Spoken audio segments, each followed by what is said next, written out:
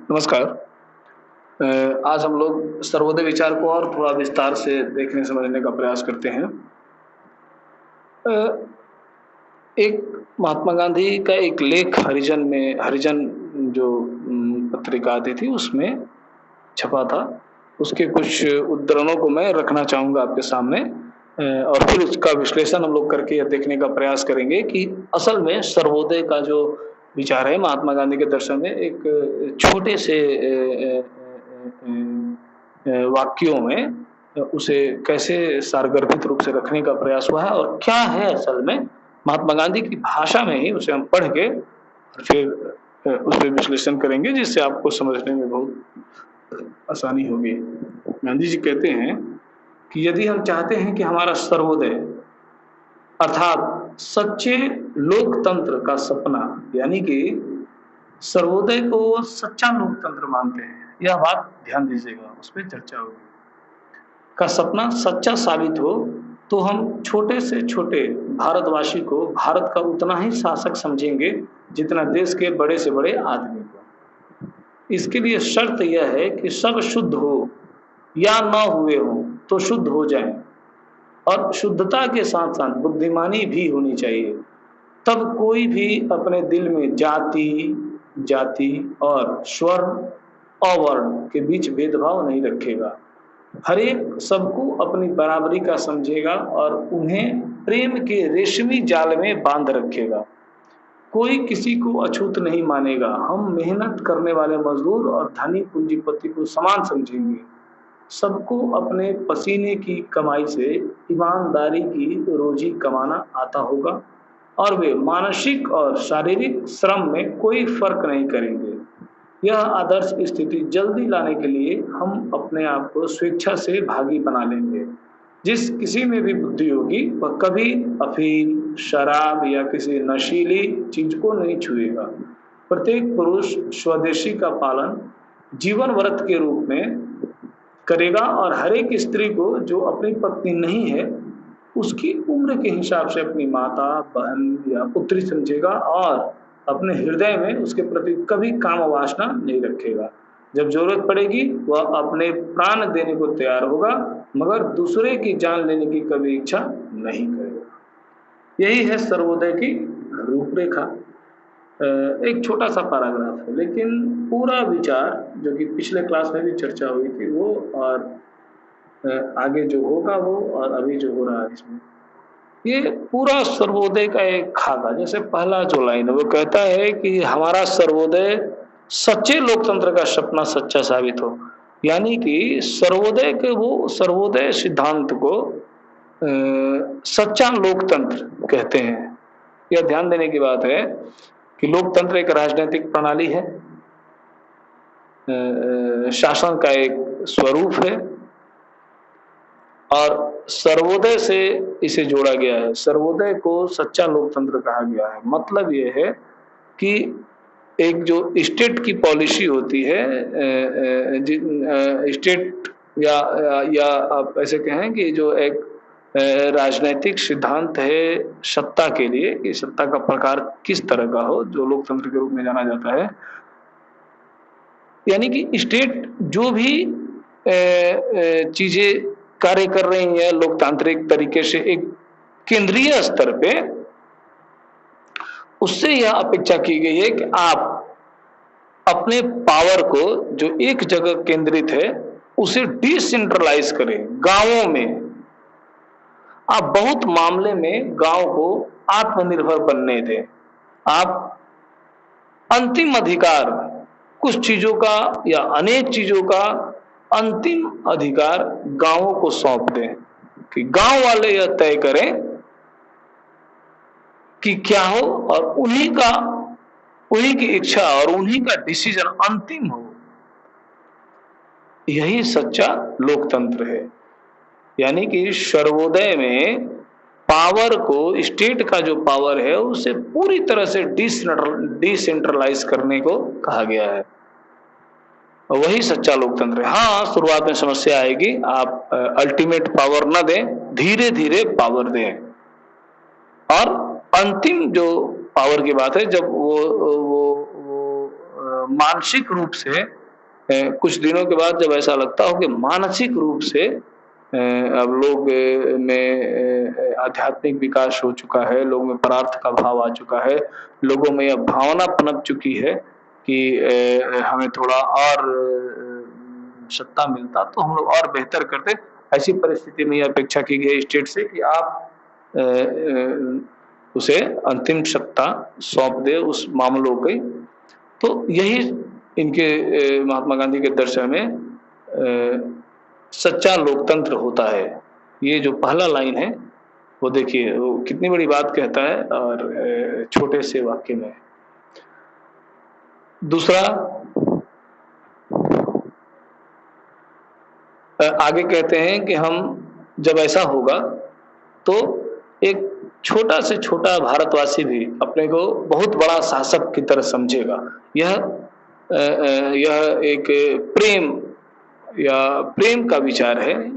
प्रेम भाव से इस बात को देखने की बात की जाती है कि एक शासक बैठे, जैसे राजतंत्र, एक राजा होता है और वो शासन करता है करोड़ों लोगों पे। लोकतंत्र कुछ लोग शासन करते हैं बहुत सारे लोगों पे। पावर का डिसेंट्रलाइजेशन जो सर्वोदय के विचार जिसकी चर्चा हुई, जो सच्चा लोकतंत्र का विचार है, जहां पे पावर को डिसेंट्रलाइज किया गया गांव में, ग्राम पंचायत को, छोटे यूनिट को, वहां के लोग ऐसे कितने लोग होंगे, बहुत सारे लोग होंगे जो हर गांव के यूनिट को देखेंगे। तो उनने जो उनकी जो सोच होगी, आप उनको क्या किए, आप उन्हें जैसे एक राजा शासक के रूप में काम करता था वैसी सत्ता आपने उसको दे दी। यानी कि आपने छोटे से छोटे आदमी को बड़े शासक की तरह बना दिया, यह कहने का अर्थ है। अच्छा, शर्त भी है, आप ऐसा कब करेंगे, जब भाव शुद्ध हो। ऐसा नहीं हो कि आप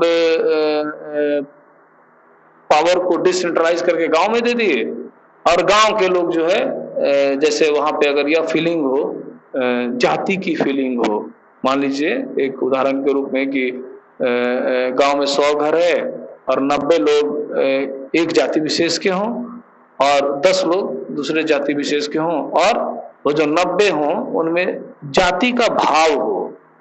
जाति का भाव मीन्स कि अपने जाति को महत्व देने की बात हो और दूसरे जाति को थोड़ा हे नजर से देखने की बात हो, तो क्या वहां पे ये जो आप पावर को डिसेंट्रलाइज किए हैं तो उन 10 लोगों का विकास हो पाएगा? जो सर्वोदय का लक्ष्य है कि सबका विकास हो, नहीं हो पाएगा।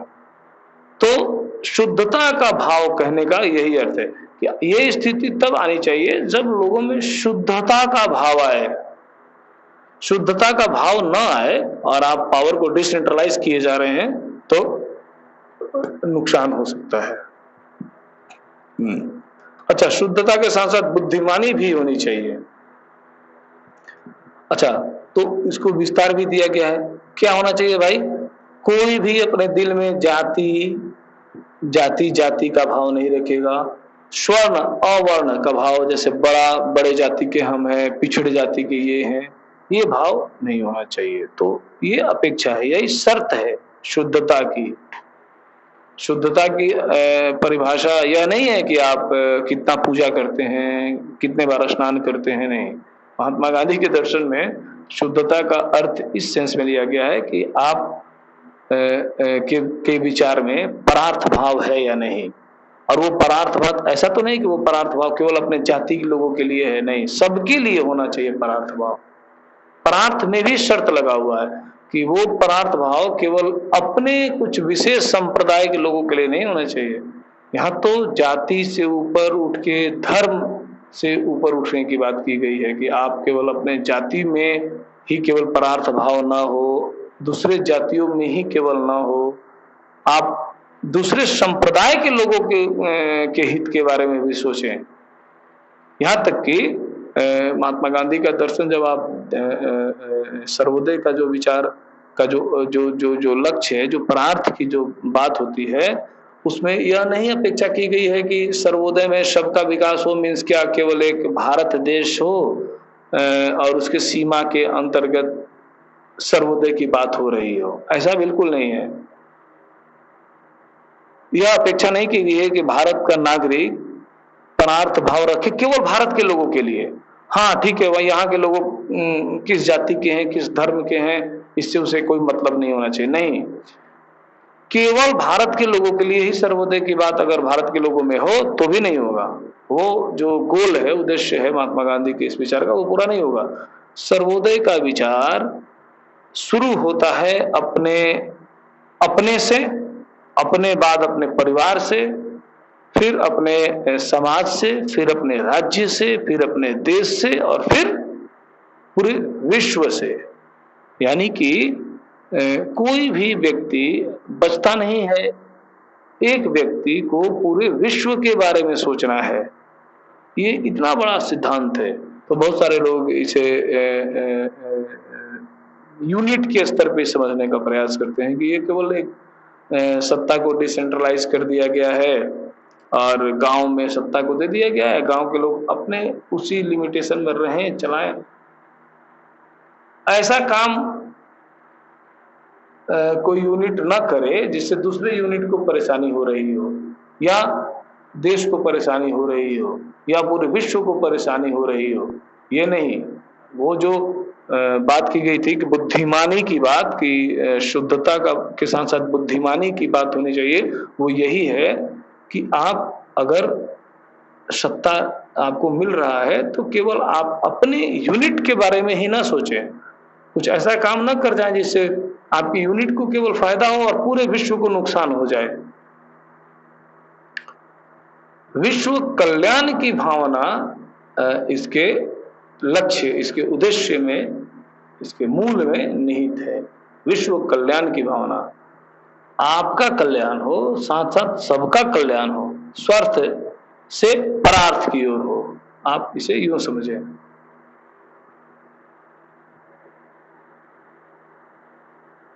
फिर ये कहते हैं कि हम मेहनत करने वाले मजदूर और धनी पूंजीपति को समान समझेंगे। सबको अपने पसीने की कमाई से ईमानदारी की रोजी कमाना आता होगा और वे मानसिक और शारीरिक श्रम से कोई फर्क नहीं करेंगे। ये बहुत बड़ी बात है जो पहले क्लास में भी की गई थी कि इस आधार पे भेदभाव ना हो कि मैं बैरिस्टर हूं और ये लेबर हैं। नहीं, उस बैरिस्टर को उतना ही भाव मिलना चाहिए जितना कि उस लेबर को मिल रहा है। उस लेबर को उतना भाव मिलना चाहिए जितना कि एक बैरिस्टर को मिल रहा है। ये बात बहुत ही महत्वपूर्ण बात है जो हमें समाजवाद की तरफ थोड़ा इशारा करते हुए दिखता है। लेकिन यहाँ पे स्पष्ट बात होनी चाहिए कि ये एक राजनीतिक सिद्धांत तो है जिसे महात्मा गांधी भी मानते हैं, लेकिन इसमें असल में प्रेम का जो भाव है, जो इनके दर्शन के मूल में है, प्रेम का भाव, उससे इसे देखने की आवश्यकता है। समाजवाद में ये प्रेम शब्द का इस्तेमाल नहीं किया जाता है। वहां एक डिमांड है कि हाँ सबको बराबर का हक होना चाहिए। वो थोड़ा अथॉरिटेटिव भी लगता है, सत्तात्मक भी लगता है, लेकिन यहाँ पे इस एंगल से नहीं देखा जाता। यहाँ पे इस एंगल से देखा जाता है कि प्रेम के भाव से, ईश्वरीय विचार के कारण जो प्रेम भाव आता है उसके कारण ये बात की जा रही है। तो इस पे ज्यादा ध्यान देने की आवश्यकता है। फिर वो कहते हैं कि अफीम, शराब, नशीली चीज को नहीं छूना। जो जिस आध्यात्मिक विकास की बात हो रही है, विकास की बात सर्वोदय में भी जिस विकास की बात हो रही है, वो ये भी अपेक्षा रखता है यूनिट से, गांव से, सारे लोगों से कि नशा उन्मूलन केंद्र चलाया जाए।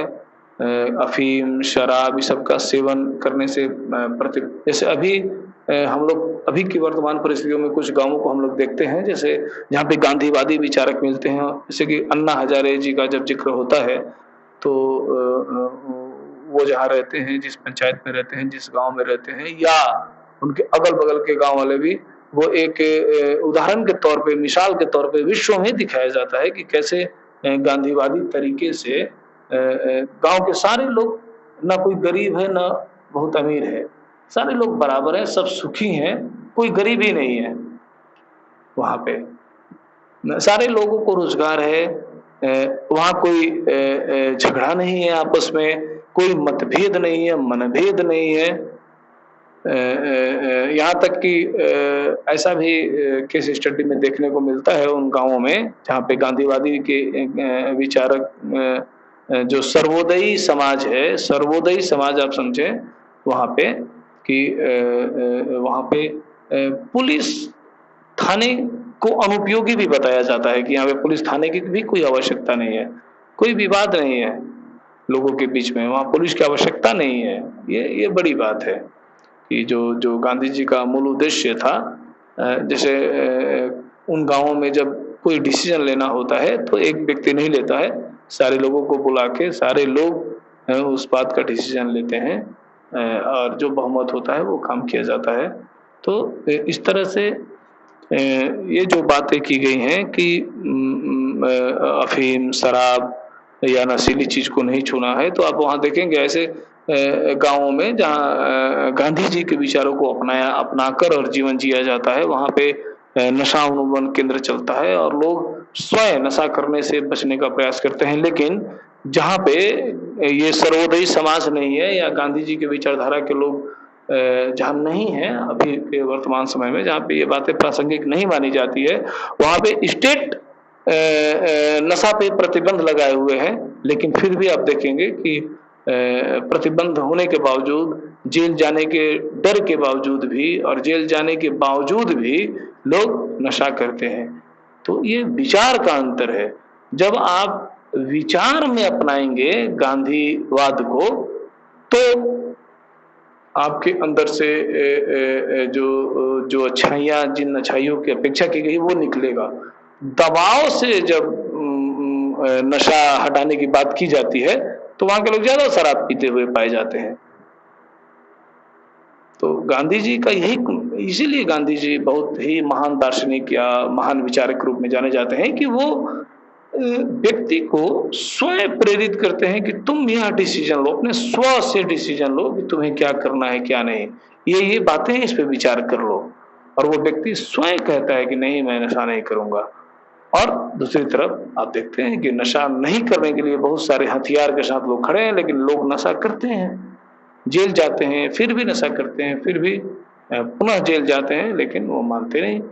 तो गांधी विचार यही हमें समझाता है, गांधी जी का पूरा दर्शन पढ़ें आप, यही संदेश देता है कि जो भी विचार अपनाना हो आपको, वो मजबूर करके किसी को आप नहीं अपना सकते कि हाँ आप मजबूर हो जाइए करने के लिए, नहीं, हृदय परिवर्तन कराइए। तो सर्वोदय का विचार भी कुछ ऐसी ही अपेक्षा रखता है। फिर आगे वो कहते हैं कि प्रत्येक पुरुष स्वदेशी का पालन जीवन व्रत के रूप में करेगा और हर एक स्त्री को जो अपनी पत्नी नहीं है उसकी उम्र के हिसाब से अपनी माता, बहन, पुत्री समझेगा और अपने हृदय में उसके प्रति कभी काम वासना नहीं रखेगा। ये बहुत महत्वपूर्ण बात है जो हम लोग आज के समाज में देखते हैं कि अश्लीलता कितनी बढ़ती जा रही है कि आज हम सारे लोग उसका दुष्परिणाम भी देख रहे हैं कि तमाम समाचार पत्रों में रेप की घटनाएं आम होते जा रही हैं, सड़क पे महिलाओं के साथ छीटाकशी होते रहता है। इसका क्या कारण है? इसका कारण है विचार नहीं कर पाना। केवल जब किसी लड़की का रेप होता है, टीवी पे न्यूज आता है तो सारे लोग विरोध करते दिखते हैं, सब में गुस्सा दिखता है, लेकिन अगले दिन उसी में कुछ लोग जाके वो काम कर देते हैं। क्यों? हम जब तक उस चीज को अपने स्व में नहीं लाएंगे, समझेंगे नहीं, मनन नहीं करेंगे। इसलिए महात्मा गांधी ने मन, कर्म और वचन, जैन दर्शन से प्रभावित थे वो इस बातों से कि मन, कर्म और वचन तीनों से हमें अहिंसा विचार को अपनाना होगा। और अहिंसा विचार तो यह ही है कि हम उम्र के हिसाब से किसी महिला को माता, बहन या पुत्री के रूप में देखें। और सर्वोदय का जो समाज है उस समाज से यह अपेक्षा की गई है कि आप महिलाओं को सम्मान दें और आपके अंदर ब्रह्मचर्य का भाव होना चाहिए, आपके अंदर दूसरे का सम्मान का भाव होना चाहिए, आपके अंदर वासना का अभाव होना चाहिए। वासना का अभाव होना चाहिए सर्वोदय समाज की एक, ये असल में ये ऐसा समाज है जहाँ पे पुलिसिया प्रशासन जबरदस्ती जेल में बंद करना और अपराध के लिए दंड देना कड़ा से कड़ा, ऐसी बातों की अपेक्षा नहीं की गई है। इस समाज में आपसे यह अपेक्षा की गई है कि आप मानसिक रूप से इतने सुदृढ़ हो कि आपसे गलती ही ना हो। तो इस तरह से और दूसरी बात, जब जरूरत पड़ेगी वो अपने प्राण देने को तैयार होगा।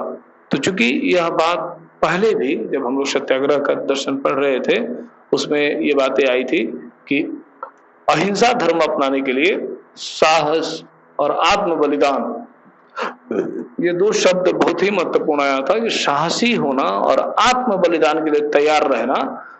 वही बातें यहाँ पे सर्वोदय के सिद्धांत में रिपीट हो रही हैं कि आपको अपने समाज के भलाई के लिए, परार्थ की भलाई के लिए, आपको कुछ अच्छा करने के लिए अगर आप प्राण देना भी पड़े तो आपको उसके लिए तैयार रहना चाहिए।